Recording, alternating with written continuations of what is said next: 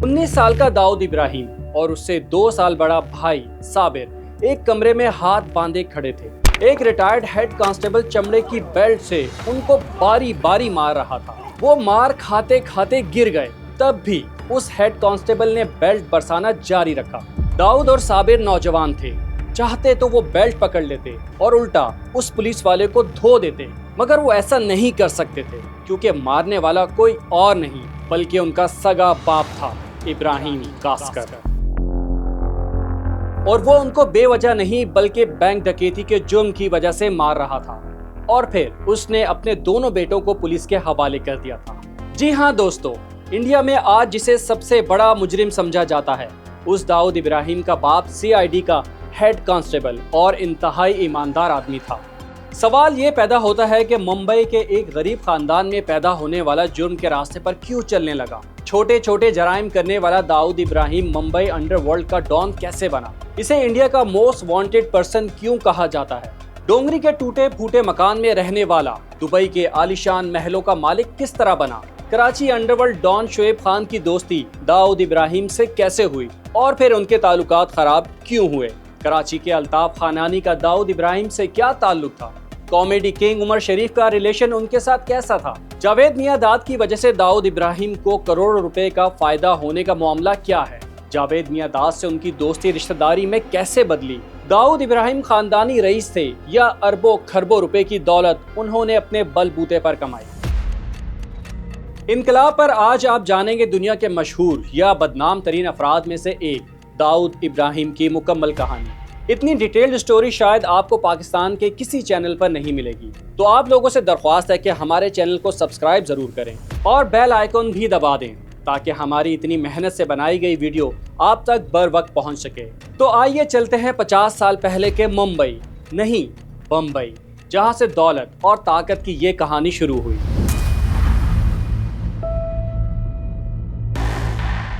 दाऊद इब्राहिम के वालिद इब्राहिम कास्कर का ताल्लुक जिला रत्नागिरी के एक गांव ममका से था।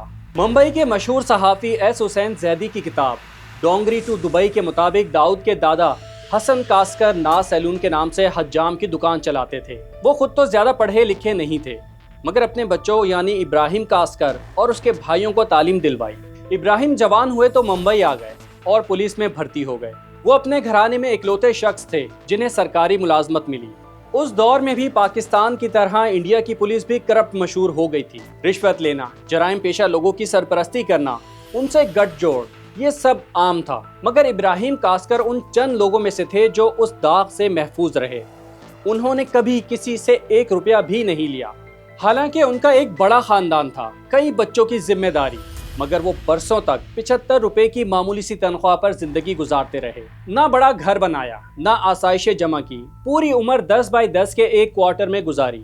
उनकी ईमानदारी की वजह से ना सिर्फ डिपार्टमेंट बल्कि पूरे मोहल्ले में उनका एहतराम किया जाता था। उस जमाने में पुलिस हेड कांस्टेबल इलाके में डिप्टी कमिश्नर जितना ताकतवर समझा जाता था। शरीफ लोग तो उनकी इज्जत करते ही थे, मगर इलाके के बदमाश भी उनके सामने सर झुका देते थे।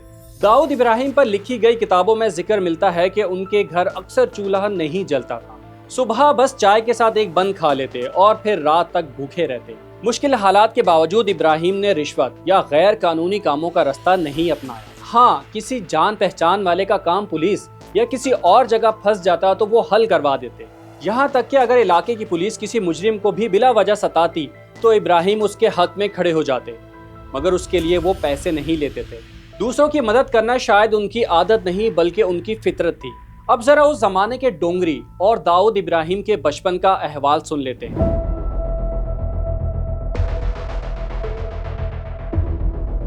जुनूबी मुंबई का एक इलाका है डोंगरी।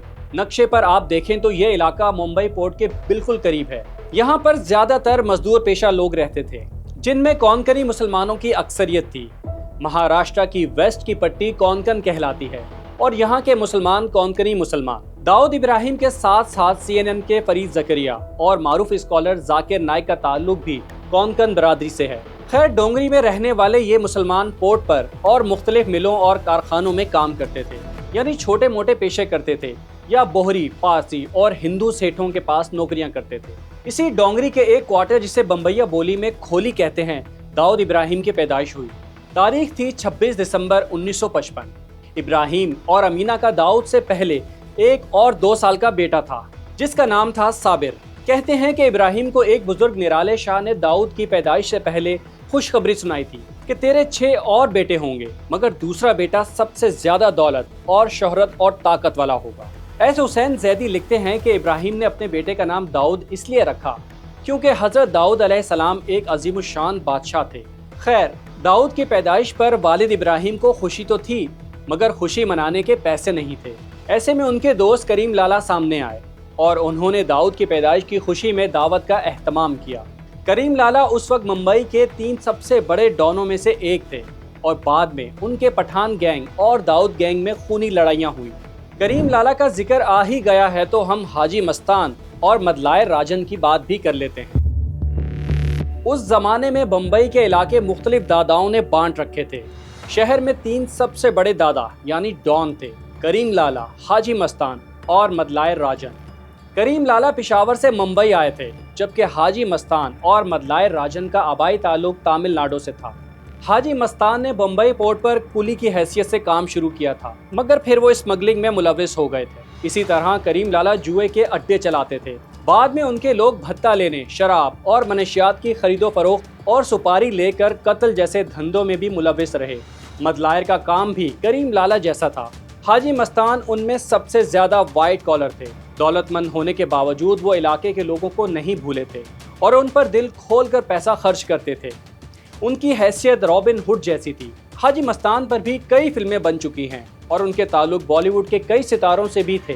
बाद में वो खुद भी फिल्म प्रोड्यूसर बन गए थे। धारावी में तो ऐसा था, एक तो वरदराजन थे और मस्तान भाई थे बॉम्बे साइड में, तो उन दोनों की मतलब सगे भाई जैसी दोस्ती थी। तो यहाँ अगर धारावी में कुछ प्रॉब्लम हुआ तो हाजी मस्तान साहब आते थे मांडवाली करने के लिए। वहाँ मुसलमानों में कुछ होता था, वरदराजन जाते थे। जब आते थे ना, लोगों की भीड़ ये वो उनको उनकी इतनी इज्जत होती थी पूछो। बहरहाल, डोंगरी में ये वो जमाना था जब दाऊद ने जन्म लिया। उसके बाद इब्राहिम के घर मजीद 5 बेटे अनीस, नूरुल हक उर्फ नूरा, इकबाल, मुस्तकीम और हुमायूं पैदा हुए। उनकी 5 बेटियां भी थीं जिनके नाम सईदा, जैतून, हसीना, फरहाना और मुमताज़ थे। इतनी बड़ी फैमिली के साथ थोड़ी सी तनख्वाह में गुजारा करना मुमकिन नहीं था, इसलिए घर में कभी फाके भी होते थे। ऐसे में उनके घराने पर एक बड़ी मुसीबत टूट पड़ी। 1966 में एक कत्ल का मुकदमा हल न हो सका तो महकमा पुलिस ने चंद अहलकारों को मुअत्तल कर दिया। उन्हीं में हेड कांस्टेबल इब्राहिम कास्कर भी शामिल थे। फिर वो बहाल होने से पहले ही रिटायर हो गए। यूं सरकारी नौकरी के साथ घर की आमदनी का जरिया भी खत्म हो गया। हालात ने उन्हें मजबूर कर दिया कि वो लोगों के छोटे मोटे काम करें ताकि घर का खर्च किसी तरह चलता रहे। 11 साल का दाऊद उन दिनों स्कूल में पढ़ता था।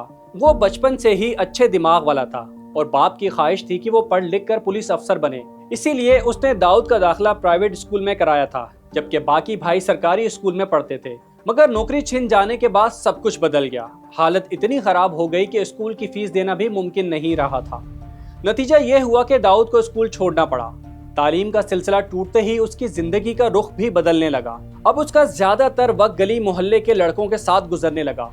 कभी क्रिकेट खेलता तो कभी फुटबॉल, मगर क्रिकेट उसे ज्यादा पसंद थी। उधर इब्राहिम कास्कर खुद अपने मसाइल और रोजगार की तलाश में इतने उलझे रहे कि बेटों पर नजर ना रख सके। मोहल्ले के झगड़ालू और आवारा लड़कों की सोहबत ने दाऊद को भी उसी रास्ते पर डाल दिया। दाऊद इब्राहिम ने अपनी पहली चोरी 1969 में सिर्फ 14 बरस की उम्र में की और यही वो मोड़ था जहां से उसकी जिंदगी ने नया और खतरनाक रास्ता इख्तियार किया। जब इब्राहिम को मालूम हुआ कि दाऊद एक दुकान में लूटमार की कोशिश करते हुए पकड़ा गया है तो वो टूट से गए। गुस्से और मायूसी में उन्होंने बेटे को सख्त सजा दी, मगर बाप की मार और समझाना भी उसे रोक न सका। दाऊद अक्सर कहता था कि वो अपनी माँ और बहनों को फाकों से जीता हुआ नहीं देख सकता। उसका ख्वाब था कि उसकी माँ और बहनें अच्छे कपड़े पहने, पेट भरकर खाना खाएं और किसी अच्छे घर में रहें, लेकिन उन ख्वाबों के लिए पैसे की जरूरत थी और बेरोजगार बाप ये सब फराहम नहीं कर सकता था। यही सोच उसे उस रास्ते पर ले गई जहां अंधेरे ज्यादा थे। दाऊद का कद 5 फुट 11 इंच था। वो जिस्मानी तौर पर भी मजबूत था, किसी से दबता नहीं था, किसी से डरता नहीं था। यही वजह है कि पूरे मोहल्ले में उसका रौब कायम हो चुका था।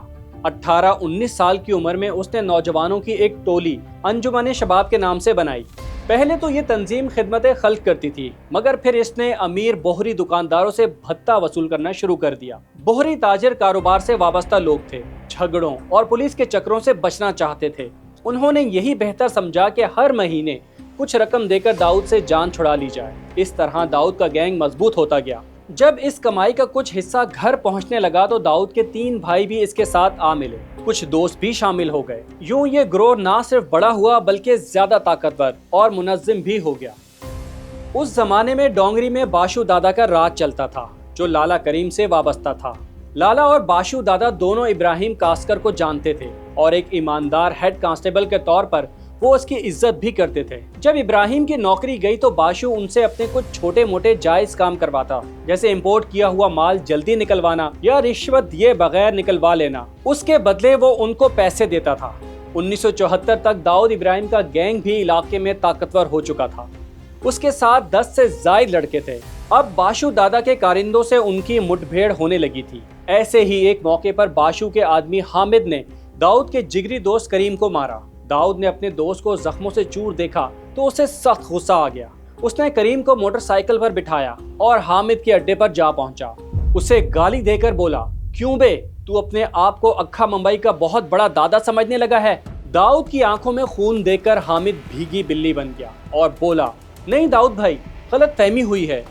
दाऊद धाड़ा, बाशु दादा का मुंह देखकर बख्श दिया, वरना तेरा कीमा बना देता। हामिद ने मुआफी मांगी और आइंदा एहतियात का वादा किया, मगर फिर मिर्च मसाला लगाकर बाशु से शिकायत की। दादा, वो आपको खातिर में नहीं लाता, सबके सामने आपको माँ बहन की गालियां दी। ये गालियां दरअसल हामिद को दी थी, मगर उसने बाशु को तैश दिलाने के लिए ये कह दिया। बाशु वाकई गुस्से में आ गया और दाऊद के वालिद इब्राहिम और भाई साबिर को अपने अड्डे पर बुलवाया। बाशु ने जहरीले लहजे में कहा, दाऊद ने मुझे गालियां दी हैं, अपने छोकरे को समझाओ। इब्राहिम कास्कर ने कहा कि दादा, लड़के से गलती हो गई, उसे मुआफ कर दो। मगर बाशु धाड़ा, गलती? फिर उसने साबिर की तरफ देखकर कहा, जब तेरे बाप के पास फूटी कौड़ी भी नहीं थी तो मैंने उसे सहारा दिया, अब तुम लोग नमक हरामी करके एहसान का ये बदला दे रहे हो। बाशु ने इब्राहिम और साबिर को बेइज्जत करके वापस भेज दिया। इब्राहिम घर में कदम रखते ही टूट सा गया और आंसुओं पर काबू ना रख सका। रात गए दाऊद घर लौटा। वो अब जानबूझकर इसी वक्त आता था ताकि माँ की नाराजगी और बाप की डांट से बच सके। साबिर की बिगड़ी हुई हालत देखकर वो चौंक गया। बड़े भाई ने जब सारा किस्सा सुनाया तो दाऊद के अंदर जैसे लावा फट पड़ा। ये सच था कि उसका बाप उससे नाराज रहता था, कभी कभार हाथ भी उठा लेता था और सख्त बातें सुनना तो मामूल बन चुका था। उसके बावजूद दाऊद दिल से उनकी इज्जत करता था। अब जब उसी बाप और भाई की बेइज्जती का पता चला तो गुस्से से उसके खून में उबाल आने लगा था। उसने अज़्म किया कि इस तौहीन का हिसाब तो जरूर लिया जाएगा। दाऊद ये भी जानता था कि बाशु का उसके बाप पर कोई एहसान नहीं था, बल्कि इसके बाप के उस पर एहसानात थे। जब भी पुलिस बाशु को तंग करती वो इब्राहिम कास्कर की मदद लेता था। कानूनी मामलात में भी इब्राहिम कई बार उनके काम आ चुके थे। दाऊद ये भी जानता था कि बाशु का ग्रोह तजर्बाकार पहलवानों का था, अखाड़े में तरबियत याफ्ता, उनसे उलझना आसान नहीं होगा। फिर भी उसने भरे बाजार में उनकी बेइज्जती का प्लान बनाया। गोली या चाकू के बजाय गंदे अंडों, टमाटरों और सोडा की बोतलों से हमला करने का प्लान यह मुंबई की तारीख में पहला ऐसा हमला था। जुम्मे की नमाज के बाद दाऊद और उसके साथी मस्जिद के करीब खड़े हुए। बाशु निकला तो दाऊद ने उसके और उसके दोस्तों पर हमला कर दिया। बाशु और उसके साथी बौखला गए। बाशु ने चाकू निकाला और दाऊद की तरफ बढ़ा, मगर दाऊद ने ताबड़तोड़ बोतलें फेंक कर उसे रोका। बिलाखिर बाशु अपनी मर्सिडीज में फरार हो गया। उन्होंने उस कार पर भी बोतलें बरसाईं। उसके बाद दाऊद ने बाशु के अखाड़े पर हमला किया। वहां आईने, कुर्सियां, सोफे और बादाम का शरबत बनाने की मशीन तोड़ डाली। बाशु का पूरा अड्डा तबाह कर दिया। बाशु बदला लेने के मंसूबे बनाने लगा, मगर इसी दौरान नेशनल सिक्योरिटी एक्ट के तहत गिरफ्तार हो गया। 1 साल जेल में बंद रहा। वापस आया तो फिर इलाका छोड़कर चला गया। करीम लाला ने इलाका खालिद पहलवान को सौंपा। दाऊद ने उसको पैगाम भेजा था कि मेरी तुम्हारे साथ कोई दुश्मनी नहीं।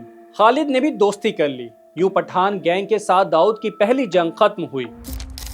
दाऊद ने होशियारी और हिम्मत से अपने पहले बड़े दुश्मन को रास्ते से हटा दिया था। अगर बाशु दादा इब्राहिम कास्कर और साबिर की तजलील ना करता तो मुमकिन था कि दाऊद सिर्फ डोंगरी तक ही महदूद रहता, क्योंकि भत्ते से उसका घर चल रहा था। वो वैसे भी खुली दादागिरी से गुरेज करता था। ताकि बाप को दुख ना पहुंचे। दाऊद का कहना था कि अमीर लोग धोखे से आवाम का पैसा लूटते हैं, इसलिए उनसे भत्ता लेना गलत नहीं। वो अमीरों के साथ सख्ती करता मगर गरीबों के साथ नरमी और हमदर्दी से पेश आता था, जैसा कि मुंबई के कई दादा किया करते थे। यही वजह थी कि हाजी मस्तान की तरह उसे भी गरीब लोग पसंद करने लगे थे, मगर फिर उसी हाजी मस्तान से उसका टकराव हो गया। हाजी मस्तान के बारे में हम बता चुके हैं कि वो मुंबई में सोने चांदी का बड़ा स्मगलर था। कुछ टाइम बाद मस्तान के आदमियों ने दाऊद के 2 साथियों को मारा पीटा था। दाऊद ने उसे भी अपनी बेइज्जती समझा। वो हाजी मस्तान को बुज़दिल समझता था, जो दफ्तर में बैठकर पैसे के बल पर हुक्म चलाता था। खुद लड़ना उसके बस की बात नहीं थी, इसीलिए दाऊद ने सोचा कि हाजी मस्तान की ताकत की जड़ यानी उसकी दौलत पर हमला किया जाए। दिसंबर 1974 में उसे खबर मिली कि 2 आंगड़िए 5.25 लाख रुपए लेकर टैक्सी में एक जगह पर पहुंचेंगे। महाराष्ट्र और गुजरात में आंगड़िया समझें एक प्राइवेट डिलीवरी मैन होता है जो कीमती चीजें और कैश एक जगह से दूसरी जगह पहुंचाता है। तो दाऊद ने अपने साथियों के साथ मुख्तलिफ जगहों पर नाका लगवाया। टैक्सी जब करीब आई तो उसे ठेला मारकर रुकने पर मजबूर किया। फिर दाऊद और साबिर ने दरवाजा खोलकर दोनों आंगड़ियों को चाकू दिखाए और पूरे 5.25 लाख रुपए लूट लिए। ये उस जमाने में बहुत बड़ी रकम थी, समझे आज के 50 करोड़ रुपए। मगर यहाँ दाऊद से एक चूक हो गई। ये पैसा हाजी मस्तान का नहीं बल्कि मेट्रोपॉलिटन कोऑपरेटिव बैंक का था। दिन दहाड़े होने वाली इस डकैती ने शहर में हलचल मचा दी। पुलिस ने जल्द पता लगा लिया कि इसके पीछे कौन है। अगले दिन अखबारों में उसका फोटो छपा और डोंगरी के नौजवान दादा का हर तरफ चर्चा हो गया। जब दाऊद को हकीकत का पता चला तो वो घबरा गया। वो पुलिस को अपने पीछे नहीं लगाना चाहता था, मगर अब बहुत देर हो चुकी थी। वो साबिर के साथ दोस्तों के घरों में छुप गया। पुलिस ने उसके कुछ साथी गिरफ्तार कर लिए, मगर दोनों भाई हाथ ना आए। इब्राहिम कास्कर को खबर मिली तो वो टूट से गए। क्राइम ब्रांच से बुलावा आया तो इब्राहिम कास्कर इंतहाई अफसरदा होकर वापस आए। बहरहाल मुखबरों की मदद से वो बेटों तक पहुंच गए। बाप को सामने देखकर दोनों भाग न सके। इब्राहिम दोनों बेटों को घर लाए, फिर उनके साथ वो सुलूक हुआ जिसका हमने शुरू में जिक्र किया था। इब्राहिम कास्कर ने दाऊद और साबिर को कई घंटों तक चमड़े की बेल्ट से मारा। मार कर अधमुआ करने के बाद उन्हें खुद ही क्राइम ब्रांच छोड़ आए। दाऊद और साबिर कुछ अरसे जेल में रहे, फिर जमानत हो गई। चंद माह तक वो खामोश रहे, मगर इस वारदात से जो शोहरत मिली थी वो उन्हें फिर उसी रास्ते पर ले आई। जल्द ही गैंग दोबारा बना और दाऊद एक बार फिर तेजी से अपनी दुनिया फैलाता चला गया। इसी दौरान 26 जून 1975 को इंदिरा गांधी ने मुल्क में इमरजेंसी लगा दी थी। स्मगलरों के खिलाफ क्रैकडाउन शुरू कर दिया गया था। हाजी मस्तान और यूसुफ पटेल जैसे बड़े बड़े नामों समेत तकरीबन 288 स्मगलरों को हिरासत में ले लिया गया था। तकरीबन 2 साल जेल में रहने के बाद हाजी मस्तान और करीम लाला ने लिख कर दिया था कि वो आइंदा जुर्म की दुनिया में नहीं जाएंगे। इस पर उन्हें रिहा कर दिया गया था। दाऊद और उसके कुछ साथियों को भी हिरासत में लिया गया था, मगर हाजी मस्तान और करीम लाला की रिहाई के बाद उन लोगों को भी छोड़ दिया गया। करीम लाला के साइडलाइन होने के बाद पठान गैंग के अमीर ज़ादा और आलमजेब नुमाया हुए और उनके लड़कों की वारदातें डोंगरी और आसपास के इलाकों में बहुत बढ़ गईं।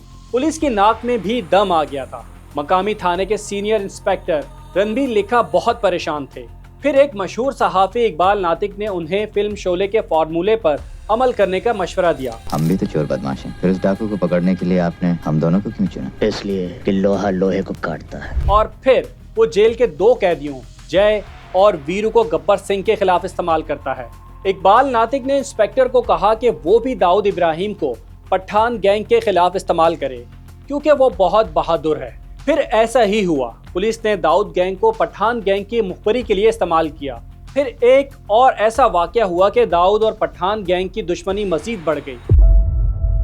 हुआ कुछ यूं कि पठान गैंग के 2 बंदों अयूब लाला और सईद बाटला ने एक गेस्ट हाउस में घुसकर एक लड़की को किया और उसके शौहर को कत्ल कर दिया था। इकबाल नातिक ने उनके खिलाफ ये स्टोरी अपने अखबार राजदार में शाया कर दी थी, जिसके बाद पुलिस ने लाला और बाटला को गिरफ्तार कर लिया था। चंद महीनों बाद वो जमानत पर रिहा हो गए।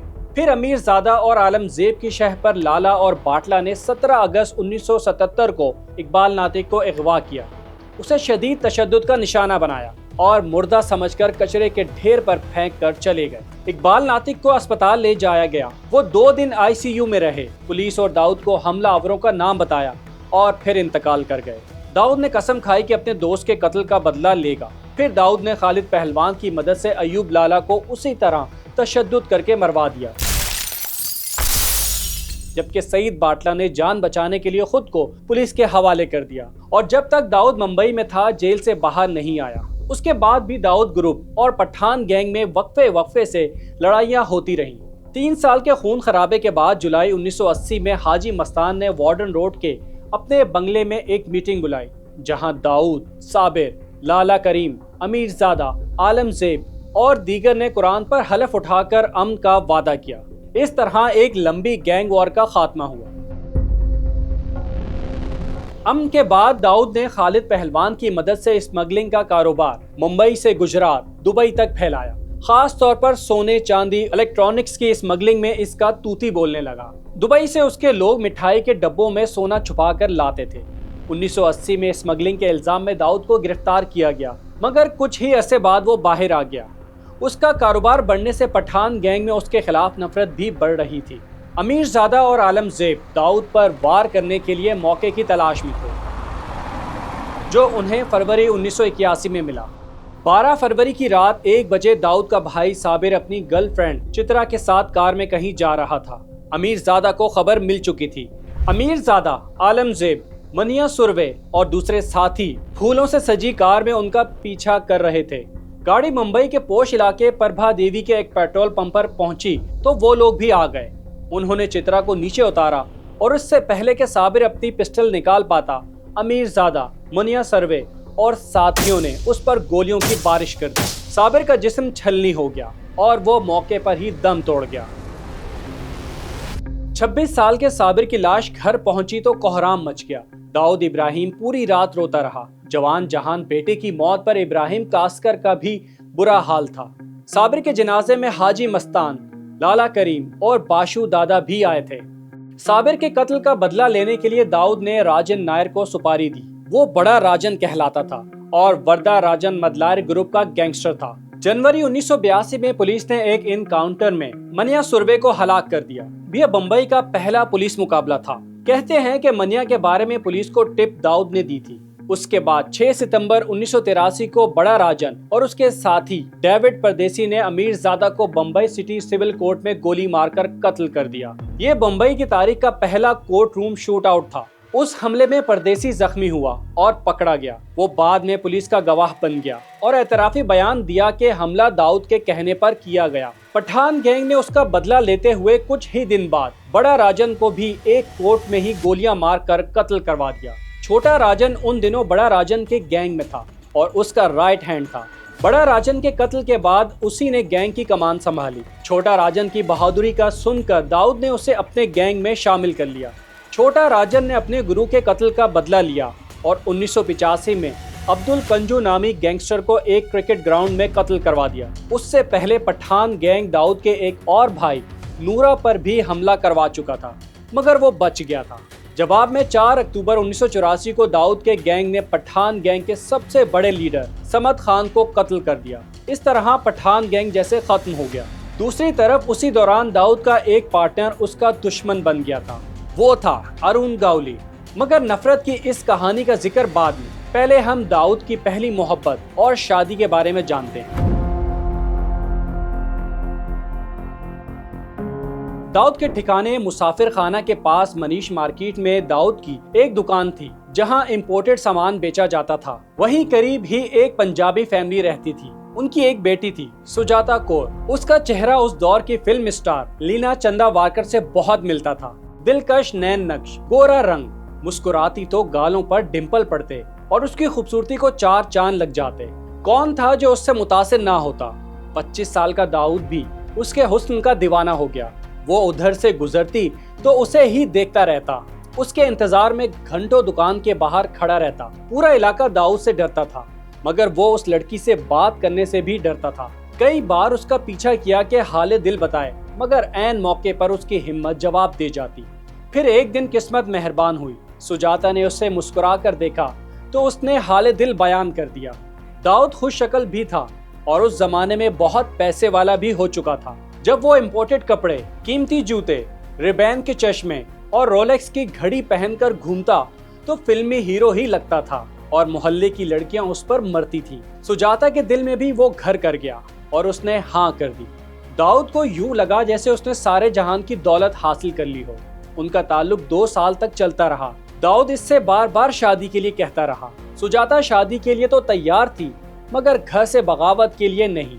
सुजाता के बाप को पता चला कि वो दाऊद से मिलती है तो वो गुस्से से पागल हो गया। उसने फौरी तौर पर सुजाता की मंगनी कम्युनिटी के एक लड़के से कर दी और उसे घर में कैद कर दिया। जब दाऊद को खबर मिली तो वो गुस्से में रामपुरी छुरी लेकर सुजाता के घर पहुंच गया और दरवाजा पीटा। बाप ने दरवाजा खोला तो दाऊद ने धमकी दी, उसे खुद फैसला करने दो कि किससे शादी करनी है। मोहल्ले वाले जमा हो गए। बाप ने कहा वो अपना फैसला कर सकती है, लेकिन अगर तुमसे शादी की तो वो यतीम हो जाएगी। सुजाता पहले ही रो रही थी। बाप की ये बात सुनकर वो रह न सकी। उसने दाऊद को मना कर दिया कि मैं तुमसे शादी नहीं करूंगी। दाऊद को जैसे झटका लगा, उसके सीने में जैसे कोई चीज टूट गई। वो चाहता तो सुजाता को जबरदस्ती उठाकर ले जाता, मगर ये मोहब्बत की तौहीन होती। उसने जबरदस्ती करना मुनासिब नहीं समझा। उसके बाद वो बहुत अरसे तक अफसुर्दा रहा। वो एक पुरानी फिल्म दिल दिया दर्द लिया का गाना गुनगुनाता रहता। दोस्तों ने चाहा कि वो शराब या शबाब के जरिए अपना दिल बहलाए। एक बार किसी ने बोतल थमाई तो उसने बोतल जमीन पर मारकर तोड़ दी। वो मोहब्बत में टूटा जरूर था, मगर इतना कमजोर नहीं था कि शराब का सहारा लेता। दाऊद ने ये अज़्म कर लिया था कि अब वो किसी लड़की के चक्कर में नहीं पड़ेगा, मगर उसका अहद एक और लड़की ने तोड़ दिया, और वो भी डोंगरी में ही रहती थी और दाऊद के एक दोस्त मुमताज की साली थी। महजबी को पहली बार देखते ही दाऊद दंग रह गया था। वो पहले भी दाऊद की शोहरत से वाकिफ थी। पहले उनकी आंखें मिली, फिर दिल मिले और फिर वो दोनों आए दिन मिलने लगे। इस बार किस्मत के सितारे भी मिल गए। महजबीन के वालिद यूसुफ कश्मीरी ने पहले उनके रिश्ते पर एतराज किया, मगर फिर इब्राहिम कास्कर की वजह से रिश्ते पर तैयार हो गए। दाऊद की शादी धूमधाम से हुई और वो कहानियों की जुबान में हंसी खुशी रहने लगे, मगर जल्द ही खुशियों को किसी की नजर खाने लगी।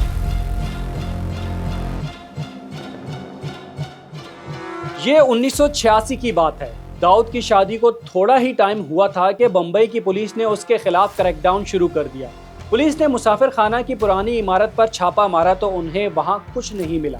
दाऊद को पहले ही खबर मिल चुकी थी, इसीलिए वो पहले ही दुबई जा चुका था। दुबई को उसने कई साल से अपना हेडक्वार्टर बना रखा था। वहां उसने खालिद पहलवान, अपने भाई अनीस इब्राहिम और दूसरे भाइयों की मदद से डी कंपनी को मुनज़्ज़िम किया। कहा जाता है कि वहां वो सोने की स्मगलिंग के अलावा रेस, क्रिकेट बैटिंग और बॉलीवुड में सरमायाकारी करके मजीद अमीर हुआ। बॉलीवुड से दाऊद की और दाऊद से बॉलीवुड की मोहब्बत का जिक्र आगे चलकर करते हैं। पहले क्रिकेट से दाऊद की मोहब्बत और उसके नतीजे में मिलने वाली खुशी की दास्तान सुने। 18 अप्रैल 1986 शारजा क्रिकेट स्टेडियम में ऑस्ट्रेलेशिया कप के पहले एडिशन का फाइनल खेला जा रहा था। रिवायती हरीफ इंडिया और पाकिस्तान आमने सामने थे। भारत ने पाकिस्तान को 246 रन का हदफ दिया था, मगर पाकिस्तान 49 ओवर्स में 235 रन बना सका था और 7 विकेटें गिर गई थी। आखिरी ओवर में 11 रन चाहिए थे, इसीलिए पाकिस्तान की जीत के इम्कान बहुत कम थे और सट्टे में उसका रेट आसमान पर पहुंच गया था। भारतीय कप्तान कपिल देव ने आखिरी ओवर चेतन शर्मा को दिया। पहली गेंद पर वसीम अकरम रन आउट हो गए। दूसरी गेंद पर मियां दाद ने चौका मारा। तीसरी गेंद पर मियां दाद सिर्फ 1 रन बना सके। चौथी गेंद पर जुल्करनैन भी बोल्ड हो गए। पांचवी गेंद तौसीफ अहमद ने खेली, वो रन आउट होते होते बचे। अब आखिरी गेंद पर 4 रन दरकार थे और इंडिया को सिर्फ 1 विकेट। सबकी सांसें जैसे थमी हुई थी और नजरें मियां दाद पर जमी हुई थी। मियां दाद उकाबी नजरों से चारों तरफ देख रहे थे और हाथ के इशारे से बाउंड्री का हिसाब किताब करने लगे। चेतन शर्मा ने आखिरी गेंद यॉर्कर कराने की कोशिश की, जो फुल टॉस में बदल गई। जावेद मियां दाद ने मौका जाया नहीं किया, उन्होंने जोरदार छक्का लगा दिया। पाकिस्तान 1 विकेट से जीत गया। इंडियन खिलाड़ियों और तमाशाइयों को सांप सूंघ गया, मगर ग्राउंड में मौजूद एक भारतीय थोड़ा खुश भी था। वो था दाऊद इब्राहिम। जराये के मुताबिक दाऊद ने जावेद मियां दाद के तेवर देखकर जिंदगी का सबसे बड़ा जुआ खेलने का फैसला किया था। उसने पाकिस्तान की जीत पर लाखों रुपए लगा दिए थे, जो करोड़ों रुपए में बदल चुके थे। क्रिकेट का शौकीन दाऊद जावेद मियां दाद को उनकी बैटिंग की वजह से तो पहले ही पसंद करता था। अब इस जीत की वजह से वो उसके हीरो भी बन गए थे। वैसे कहते हैं कि दाऊद ने कभी इंडिया को हारते देखना नहीं चाहा था।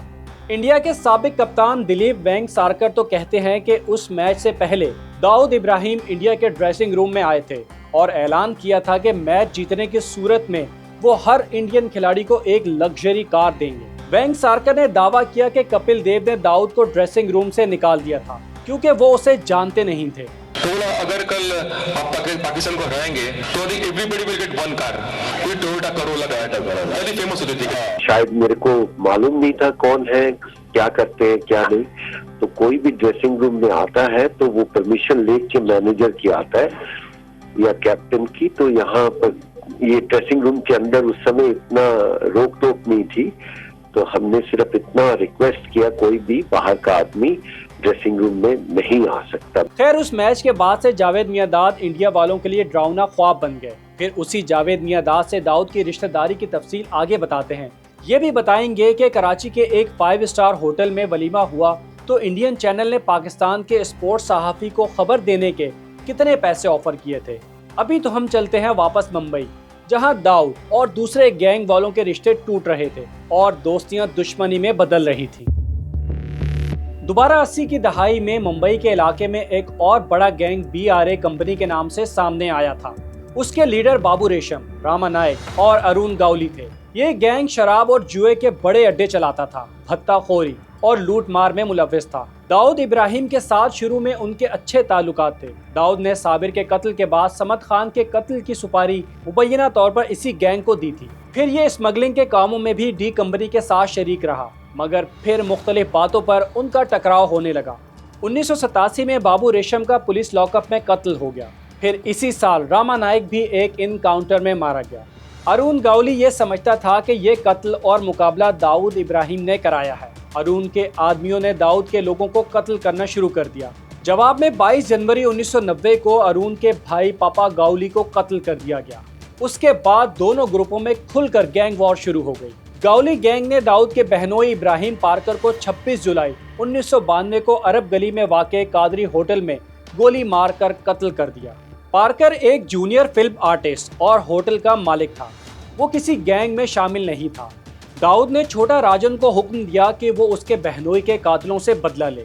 छोटा राजन मगर ये काम ना कर सका और फिर वो वाक़या पेश आ गया जिसको बहाना बनाकर छोटा राजन दाऊद से अलग हुआ और अरुण गावली के साथ मिलकर दाऊद के खिलाफ ही लड़ने लगा। हालांकि ये वही छोटा राजन था जिसे दाऊद ने अपना फैमिली मेंबर समझा था। उसकी शादी में अपनी फैमिली के साथ शरीक हुआ था। दाऊद के भाइयों ने उसकी शादी में भंगड़े भी डाले थे, मगर छोटा राजन ये सब बातें भूल गया था। 12 मार्च 1993 दोपहर 1:30 बजे मुंबई स्टॉक एक्सचेंज की 28 मंजिला इमारत अचानक लरज उठी। ये कोई जल्जला नहीं बल्कि उस कार बम धमाके का नतीजा था जो बिल्डिंग की बेसमेंट में हुआ था। आधे घंटे बाद मेट्रोपॉलिटन बैंक की मांडवी ब्रांच के बाहर भी एक कार में धमाका हुआ। फिर तो जैसे लाइन लग गई। जवेरी बाजार, passport office, plaza cinema, airport terminal समेत 10 मजीद मकामात पर धमाके हुए। तकरीबन 2 घंटे में होने वाले इन 12 धमाकों में 257 अफराद जान से गए, 1400 जख्मी हुए। मगर मुंबई की रोशनियों को अंधेरों में बदलने वाला दहशतगर्दी का ये पहला वाकया नहीं था। भारत का कल्चरल कैपिटल कहलाने वाला ये शहर कई महीनों से कत्लगाह बना हुआ था। 6 दिसंबर 1992 को जब इंतहा पसंदों ने तारीखी बाबरी मस्जिद को शहीद किया तो पूरे हिंदुस्तान में फसादात फूट पड़े। ये बड़े ऑर्गेनाइज बलवे थे जिनमें मुसलमान ही निशाना बने थे। दिसंबर और जनवरी में तकरीबन 2000 मुसलमान शहीद हुए। सबसे ज्यादा तबाही मुंबई में हुई, जहां 1000 से ज्यादा मुसलमानों को मौत के घाट उतारा गया। मुसलमान घरों से निकलते हुए डरने लगे थे। फिर जब मुंबई में 12 धमाके हुए तो पुलिस और एजेंसियों ने फौरन उसका इल्जाम दाऊद इब्राहिम पर लगा दिया।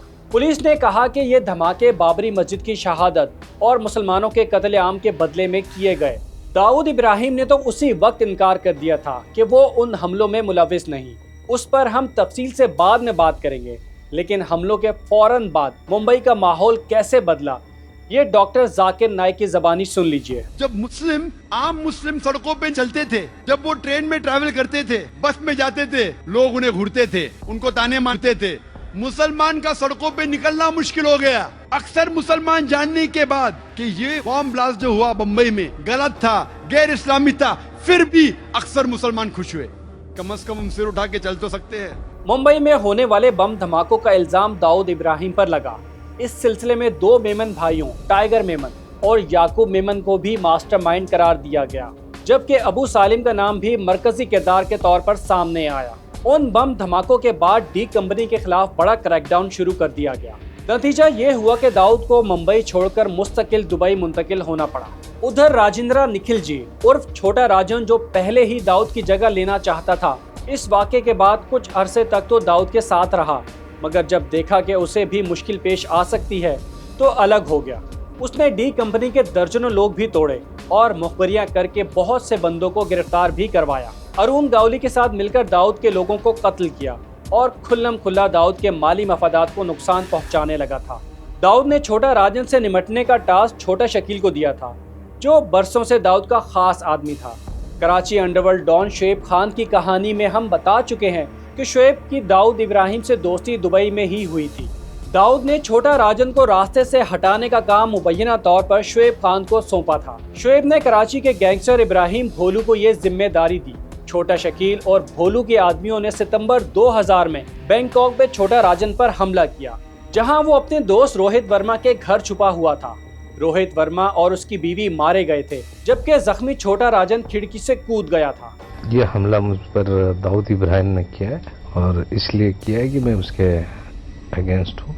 वैसे सभी लोग जानते हैं, सारी दुनिया जानती है कि जब से ब्लास्ट हुआ हम लोग दोनों अलग अलग हुए। हमारे देश से गद्दारी कर कर हमारे देश पे तबाही मचाई, इस तरह के ब्लास्ट करवाए, इसलिए मैं उनसे अगेंस्ट हूँ। छोटा राजन के बचने की वजह से दाऊद इब्राहिम और शुएब खान के ताल्लुकात खराब हो गए थे।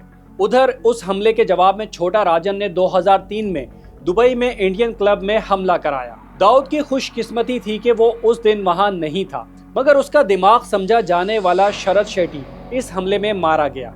उसके बाद भी छोटा राजन और दाऊद के आदमियों के दरमियान लड़ाइयां चलती रहीं। बिल आखिर 2015 में छोटा राजन पकड़ा गया। उसे इंडोनेशिया के जजीरे बाली से गिरफ्तार करके इंडिया लाया गया।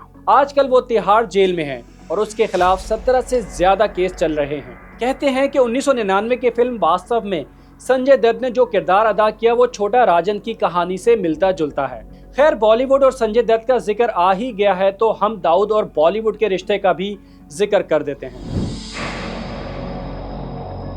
मार्च 1993 में मुंबई बम धमाकों के कुछ ही दिन बाद एक बड़ी खबर ने पूरी दुनिया को चौंका दिया। बॉलीवुड स्टार संजय दत्त को गिरफ्तार कर लिया गया था। उन पर इल्जाम था कि उनका लिंक मुंबई अंडरवर्ल्ड के उन लोगों से था जिन्होंने मुंबई में बम धमाके किए थे।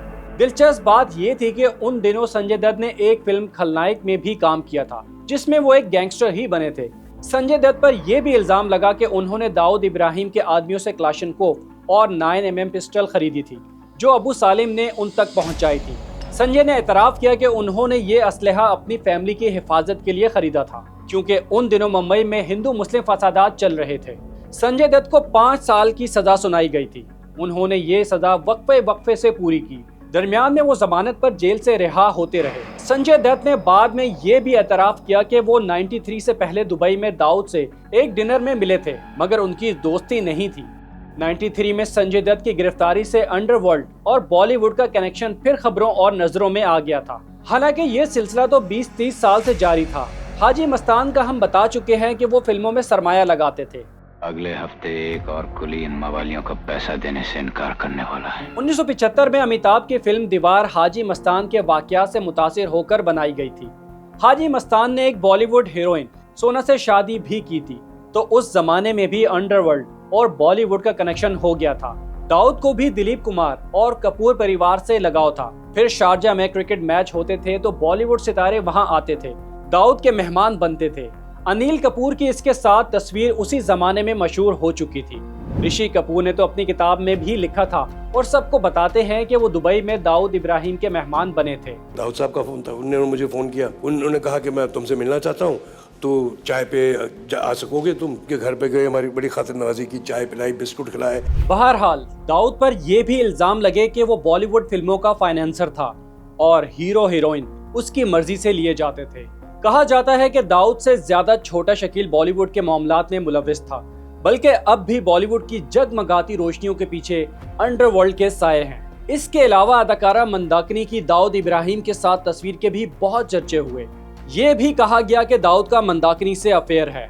ये अफवाह भी उड़ी कि वो दाऊद के बच्चे की मां बन गई है और दाऊद ने बहुत सी प्रॉपर्टी उसके नाम कर रखी है। करीबी जराए कहते हैं ऐसा कुछ नहीं था।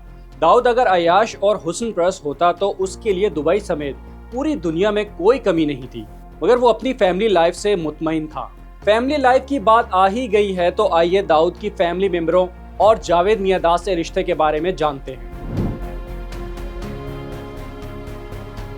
दाऊद इब्राहिम की 3 बेटियां मारूख, महरीन और मरियम या माजिया, जबकि एक बेटा मोइन है। जनवरी 2005 में एक खबर ने इंडिया पाकिस्तान में हलचल पैदा की कि जावेद मियांदाद के बेटे जुनेद की शादी दाऊद इब्राहिम की बेटी मारूख से तय हो गई है। वो दोनों लंदन में पढ़ते थे और वहीं उनकी दोस्ती हुई। जून 2005 में मियांदाद ने इस खबर की तस्दीक की और बताया कि ये रिश्ता उनकी अहलिया जुबैन जरीन और दाऊद इब्राहिम की अहलिया महजबीन ने दिसंबर 2004 में तय किया था और उन्हें इस पर कोई एतराज नहीं। शादी से चंद दिन पहले दुबई के एक अखबार में शादी का दावतनामा भी छपा। 23 जुलाई 2005 को दुबई के ग्रैंड हयात होटल में जहां सैकड़ों मेहमान आए थे, वहीं दुनिया भर की इंटेलिजेंस एजेंसियों के लोग भी पहुंच गए थे।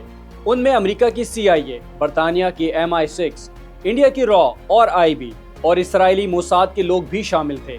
भारतीय एजेंसियों ने वहां दाऊद के कत्ल का प्लान बनाया था और अपने शूटर भी मुकर्रर कर दिए थे, मगर दाऊद को पता था कि ऐसा हो सकता है, इसलिए उसने सिक्योरिटी के मुनासिब इंतजाम कर रखे थे। ये भी कहा जाता है कि दाऊद ने जाती तौर पर इस तकरीब में शिरकत नहीं की, बल्कि वीडियो लिंक के जरिए शरीक हुआ था। उसके कुछ दिन बाद जावेद मियांदाद की जानिब से कराची के एक 5 स्टार होटल में वलीमा रखा गया। खास लोगों को बुलाया गया था। पाकिस्तान के एक सीनियर स्पोर्ट्स सहाफ़ी जावेद मियांदाद के करीबी दोस्त हैं, वो भी वहां गए थे। उन्होंने बताया कि एक इंडियन चैनल ने उस जमाने में उन्हें $10,000 की पेशकश की कि वो होटल के बाहर से वीडियो बीपर दे दें। सहाफ़ी ने इनकार कर दिया था। उन सहाफ़ी के मुताबिक दाऊद इब्राहिम उस इवेंट में शरीक ही नहीं थे। खैर, दाऊद इब्राहिम की दूसरी बेटी महरीन की शादी 2001 में अमेरिका में रहने वाले एक पाकिस्तानी बिजनेसमैन इसरार अहमद से हुई है। मरियम या माजिया के मुतालिक ज्यादा तफसीलात नहीं मिलती, जबकि उनके बेटे मुइन नवाज की भी शादी हो चुकी है और उनके 3 बच्चे हैं। अब बात करते हैं दाऊद के बहन भाइयों की। दाऊद के भाई बहनों की बात करें तो साबिर और अनीस इब्राहिम के अलावा कोई भी दाऊद के गैंग या उसके धंधों में शामिल नहीं हुआ। साबिर को तो 1981 में ही कत्ल कर दिया गया था, जबकि नूरुल हक उर्फ नूरा को एक बार करीम लाला के भतीजे समद पठान ने बुरी तरह मारा था। उसके बावजूद वो डी कंपनी में शामिल नहीं हुए क्योंकि वो तो लिखने पढ़ने के शौकीन थे। उनका इंतकाल 2010 में कैंसर की वजह से हुआ। कहा जाता है कि नूरा ने कई बॉलीवुड फिल्मों के गाने भी लिखे हैं, मगर उनका नाम छुपा लिया गया था क्योंकि नाम ही का तो सबसे बड़ा मसला था। उनका फैमिली नाम कास्कर उनके लिए मुसीबत बन गया था। दाऊद के एक और भाई इकबाल कास्कर ये सोच करके कि उनके खिलाफ तो कोई केस नहीं, 2003 में इंडिया चले गए थे, मगर पुलिस ने उन्हें पकड़कर कत्ल के इल्जाम में जेल में डाल दिया था क्योंकि एक FIR में मकतूल की कास्कर फैमिली से दुश्मनी का जिक्र था। 4 साल बाद उन्हें जमानत मिली तो उन्होंने मुंबई हाई कोर्ट में अपना नाम बदलने की दरख्वास्त दी थी कि उन्हें इकबाल हसन कास्कर के बजाय शेख इकबाल हसन लिखा और पुकारा जाए। बहरहाल इकबाल कास्कर को 2015 में दोबारा गिरफ्तार कर लिया गया था। दाऊद के दूसरे भाई लो प्रोफाइल जिंदगी गुजारते हैं। उनके एक भाई मुस्तकीम की 1990 में शादी हुई थी, जिसकी आलीशान तकरीब दुबई में मुनक्किद की गई। उसकी तवील वीडियो भी रिलीज हुई थी। उस शादी में पाकिस्तान के बेमिसाल कॉमेडियन उमर शरीफ ने भी शिरकत की। उस शादी में भी दाऊद और अनीस ही सबकी तवज्जो का मरकज थे। दाऊद की एक बहन हसीना पारकर बहुत मशहूर हुई। जैसा कि हमने बताया कि उनके शौहर इब्राहिम पारकर को अरुण गौली के लोगों ने मार दिया था। हालांकि उनका गैंग वॉर से कोई ताल्लुक नहीं था। बताया जाता है कि शौहर की मौत के बाद हसीना गैंग में शामिल हो गई थी और इसकी सरगर्मियों में बढ़ चढ़कर हिस्सा लेती थी। हसीना पारकर की जिंदगी पर फिल्म भी बनाई गई है, जिसमें श्रद्धा कपूर ने उनका रोल अदा किया है। आइए अब कुछ बात करते हैं कि दाऊद इब्राहिम पर और कौन कौन से इल्जामात हैं। दाऊद इब्राहिम और उनकी डी कंपनी पर सबसे बड़ा इल्जाम तो मुंबई बम धमाकों में मुलव्विस होने का है, जिसमें भारतीय अदालतें उन्हें मफरूर करार दे चुकी हैं। इसी इल्जाम के तहत दाऊद इब्राहिम को 2003 में यूएन और अमेरिका ने ग्लोबल टेररिस्ट लिस्ट में शामिल कर रखा है। दाऊद इब्राहिम पर अलकायदा के साथ ताल्लुकात के इल्जामात भी हैं। अमेरिकी सहाफी डैनियल पर्ल के कत्ल के केस में भी उनका नाम लिया गया। इसी तरह 26 नवंबर 2008 को होने वाले मुंबई बम धमाकों में भी डी कंपनी के लोगों को मुलव्विस बताया गया। कराची के मेमन बिजनेसमैन अल्ताफ खानानी का ताल्लुक भी दाऊद इब्राहिम से जोड़ा गया कि वो डी कंपनी के लिए मनी लॉन्ड्रिंग करते थे। अल्ताफ खानानी को 2001 में पनामा से गिरफ्तार किया गया था। बहरहाल दाऊद इब्राहिम पर भारत और अमेरिका के ये भी इल्जामात हैं कि वो मनशियात और सोने की स्मगलिंग का नेटवर्क चलाते हैं। फोर्ब्स मैगजीन ने 2001 में दाऊद इब्राहिम को दुनिया का 50वां ताकतवर तरीन शख्स करार दिया था। बाद में भी वो इस लिस्ट में शामिल होते रहे। दाऊद इब्राहिम भारतीय हुकूमत की तरफ से लगाए गए दहशतगर्दी के इल्जामात को गलत करार देते हैं। 2015 में भारतीय सुप्रीम कोर्ट के मशहूर वकील राम जेठमलानी ने इंकशाफ किया कि दाऊद इब्राहिम तो मुंबई हमलों के फौरी बाद सरेंडर के लिए तैयार थे। उन्होंने बताया कि मुंबई हमलों के बाद उनकी लंदन में दाऊद इब्राहिम से मुलाकात हुई थी। दाऊद ने उन्हें पेशकश की कि वो और छोटा शकील खुद को कानून के हवाले करने के लिए तैयार हैं। बस उन्होंने कुछ शर्तें आयद की कि पुलिस उन पर तशद्दुद ना करे और उन्हें जेल में रखने के बजाय घर में नजरबंद रखा जाए, क्योंकि जेल में मुखालिफ उन्हें कत्ल करवा सकते हैं। दाऊद तो आने के लिए तैयार था और ऐसा नहीं, जब भी मेरे को लंदन में उनका फोन आया, मैंने उसे पूछा कि तुम सच कह रहे हो? बोला साहब सच की बात क्या है? आप हाँ कहो तो मैं कल आऊं। तो मैंने शरद पवार को फोन किया। शरद पवार को मैंने कहा कि पुलिस से पूछो ये आना चाहता है, ये कबूल करेंगे? कहा नहीं। महाराष्ट्र के उस वक्त के चीफ मिनिस्टर शरद पवार ने ये शर्तें मानने से इनकार कर दिया था। शरद पवार ने भी तस्दीक की कि दाऊद इब्राहिम सरेंडर के लिए तैयार थे, मगर उनकी घर पर नजरबंदी की शर्त नहीं मानी जा सकती थी। अब ये सवाल तो भारतीय हुकूमत से बनता है कि उसने मामूली शर्त को बुनियाद बनाकर इतनी बड़ी ऑफर क्यों मुस्तरद कर दी। अभी हम इस सवाल पर बात करते हैं कि दाऊद इब्राहिम है कहां। अब्दुल्ला शाह गाजी का ये मज़ार कराची के पोश इलाके क्लिफ्टन में वाक़ है। कराची के बाखबर सहाफ़ी जब यहाँ हाजिरी या असाइनमेंट के लिए आते हैं तो उनके चेहरों पर मुस्कुराहट फैल जाती है। भारतीय मीडिया का प्रोपेगेंडा उनके कानों में गूंजने लगता है कि दाऊद इब्राहिम क्लिफ्टन में इस मज़ार के आसपास कहीं रहते हैं। भारतीय मीडिया की मानिए तो हो सकता था कि किसी जुमरात को दाऊद इब्राहिम यहाँ फातिहा पढ़ते नजर आ जाते, पैंट और बूशर्ट पहने और सर पर सफ़ेद रुमाल बांधे, जैसे इंडियन फिल्मों में मुसलमान बांधते हैं। मगर जाहिर है कि ऐसा कभी नहीं हुआ। उधर इंडियन मीडिया पर ऐसी खबरें देखकर भारत के किसी पुरफिजा मकाम पर रहने वाले दाऊद भी मुस्कुरा देते होंगे। इंडिया में रहने का सुनकर चौंकिए मत, पहले तो हम भारतीय दावों का पोस्टमार्टम करते हैं, फिर उसके बारे में भी बताते हैं। इंडियन मीडिया पिछले 25-30 साल से ये राग अलाप रहा है कि दाऊद इब्राहिम और उनकी फैमिली पाकिस्तान में रहती है और उन्हें हुकूमत की सपोर्ट हासिल है। कभी कराची में डिफेंस और क्लिफ्टन के पते शाये किए गए तो कभी 90s के किसी पाकिस्तानी पासपोर्ट को दाऊद इब्राहिम का पासपोर्ट बना दिया गया। कभी तो हद हो गई कि किसी महजबीन शेख के नाम पर जारी टेलीफोन बिल को दाऊद की फैमिली का करार दे दिया गया। ऐसी हवाई बातें बॉलीवुड फिल्मों में ही अच्छी लगती हैं। खैर, ये इल्जामात बीजेपी के सियासतदान भी दोहराते रहे। मोदी ने 2014 के इलेक्शन से पहले कहा था कि वो वजीर आजम बने तो दाऊद को वापस लाएंगे। नवंबर 2014 में होम मिनिस्टर राजनाथ सिंह ने भी दावा किया था कि दाऊद इब्राहिम कराची में हैं। फिर इन्हीं की सरकार ने पार्लियामेंट में रिपोर्ट जमा कराई कि उन्हें दाऊद इब्राहिम के ठिकाने का कुछ पता नहीं। ये इंडियन मीडिया का वावेला झूठ होने का एक बड़ा सबूत था। उधर भारतीय सिक्योरिटी हुकाम भी तस्लीम करते हैं कि दाऊद ठिकाने बदलते रहते हैं। इधर पाकिस्तान हुकूमत भी दो टोक इनकार करती आई है कि अगर ऐसी कोई बात है तो भारत सबूत दे। खैर, कुछ जराए का तो ये कहना है कि दाऊद इब्राहिम ने मुबैना तौर पर प्लास्टिक सर्जरी के जरिए अपनी सूरत शक्ल बिल्कुल बदल ली है। उनके पास नवाजुद्दीन के नाम से भारत का आधार कार्ड है। ज्यादातर वो भारत और बर्तानिया में ही रहते हैं। मुत्तहिदा अरब इमारात भी जाते हैं तो दुबई के बजाय शारजा और दूसरी रियासतों में क़याम करते हैं। बहुत करीबी लोग ही उनकी नई शख्सियत और नई जिंदगी के बारे में जानते हैं। नई जिंदगी से भारतीय मीडिया का एक और पागलपन याद आ गया। 2023 में इंटरनेट पर एक तूफान आ गया था। दाऊद इब्राहिम का नाम एक्स के टॉप ट्रेंड में आ गया। खबरें चलने लगी कि दाऊद इब्राहिम को जहर दे दिया गया है और वो कराची के किसी अस्पताल में जेरे इलाज हैं। इंडियन मीडिया ने भी इस अफवाह को नशर करना शुरू कर दिया। इंडियन मीडिया ने जराये के हवाले से ये भी दावा किया कि उन्हें सख्त हिफाजती इंतजामात के तहत अस्पताल के एक फ्लोर पर रखा गया है, जहां उनके अलावा कोई दूसरा मरीज नहीं है और खानदान के इंतहाई करीबी लोगों को ही उन तक रसाई हासिल है। ताहम इंडियन अखबार टाइम्स ऑफ इंडिया ने छोटा शकील के हवाले से इस खबर की तरदीद शाये करते हुए लिखा कि दाऊद भाई की मौत की अफवाह बेबुनियाद है, वो 100% फिट हैं। टोटल फेक न्यूज़ देखो, कोई सच्चाई नहीं है और ये हर साल कोई ना कोई झूठ फैलाते रहते हैं लोग। लेकिन ये कोई पहला मौका तो नहीं था। साल 2020 में ऐसी मीडिया रिपोर्ट सामने आई जिसमें कहा गया कि दाऊद इब्राहिम और उनकी अहलिया कोविड में मुब्तला हो गए हैं और दाऊद इब्राहिम की मौत हो गई है। उस वक्त भी उनके भाई अनीस इब्राहिम ने इन अफवाहों की तरदीद की थी। 2017 में ये दावा किया गया था कि दाऊद इब्राहिम दिल का दौरा पड़ने से इंतकाल कर गए हैं। इससे पहले कहा गया कि दिमाग में रसोली की वजह से उनकी मौत हो गई है। जाहिर है उनमें से कोई भी बात सच नहीं थी, बल्कि ये बिल्ली के ख्वाब में छिछड़े जैसी बात थी। इसी भारतीय मीडिया ने बाद में खिसिया कर दाऊद की दूसरी शादी का प्रोपेगेंडा भी शुरू कर दिया। कहा गया कि दाऊद ने दूसरी शादी एक पाकिस्तानी पठान लड़की से की है और महजबीन लड़कर अलग हो गई हैं। हालांकि इंडियन मीडिया को पता था कि ये झूठी खबर है, मगर दाऊद इब्राहिम के नाम से रेटिंग और व्यूज मिलते हैं तो सब चलता है। हमने रेटिंग के लिए कोई झूठी सनसनी नहीं फैलाई, ना सुनी सुनाई बातें बयान की हैं, बल्कि वही बताया है जो किताबों और मुस्तनद रिपोर्टों में बताया गया है। आपको दाऊद इब्राहिम की ये लाइफ स्टोरी कैसी लगी, हमें ज़रूर बताइएगा।